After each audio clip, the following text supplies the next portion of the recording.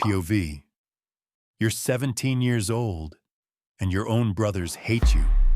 Not because you stole from them, not because you attacked them, not because you betrayed them, but because your father loves you more, and because of a dream. A dream that suggests one day they'll bow before you. Right now it sounds impossible. In a few hours, you'll wish you'd never told them. Just a few days ago, life felt secure. You were Jacob's favorite son. Everyone knew it. Your father even gave you a special robe, a beautiful robe, a robe your brothers didn't have. Every time they looked at it, they were reminded of where they stood and where you stood. The tension in the family had been building for years. You just didn't realize how dangerous it had become. One day, your father sends you to check on your brothers. A simple errand, the kind of task you've done before. So you begin the journey. You walk for miles looking for them. Eventually, you spot them in the distance. But before you reach them, they've already seen you. And they're talking. Not about welcoming you, about what to do with you. As you get closer, something feels wrong. The looks on their faces, the silence, the way they're watching you. Then suddenly, they grab you. No warning, no explanation, no chance to escape. These aren't strangers.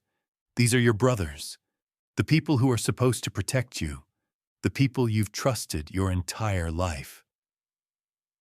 They rip the robe from your shoulders, the robe your father gave you, the robe they hated. Then they throw you into a pit, a deep pit. No water, no way out. Imagine calling for help and hearing your own family ignore you. Above you, your brothers sit down to eat, as if nothing happened, as if your life hasn't just been shattered. For a moment, it seems like this is the end. Then a caravan appears, travelers heading toward Egypt. Suddenly, your brothers have a new idea. Why leave you in a pit when they can profit from you? They pull you out. Not because they've changed their minds, because they've found a buyer. Before the day is over, you've been sold by your own brothers, for silver. As Egypt grows closer, your home disappears behind you. Everything familiar is gone. Your father, your family, your future. At least, the future you imagined. If someone had told you this morning that you'd end the day as a slave, you never would have believed them. But here you are, bound for a foreign land, wondering if God has forgotten you. Years later, you'll discover something. The pit wasn't the end. Egypt wasn't the end. The betrayal wasn't the end.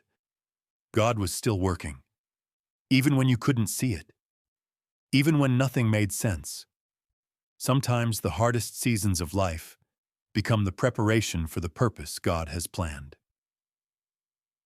One day the brothers who sold you will stand before you, the same brothers who threw you away, the same brothers who believed they'd never see you again, and they'll need your help. The dream that once seemed impossible will come true, not because of your strength, but because God never abandoned you. Joseph's story isn't just about betrayal. It's about trusting God when life doesn't make sense. It's about believing God is still working even when everything seems to be falling apart.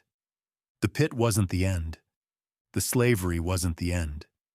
The prison wasn't the end. Because God's plans are often bigger than our circumstances. So here's the question.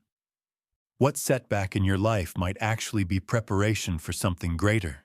If you enjoyed this Bible POV story, subscribe for more journeys through Scripture and prepare for your next assignment, recruit.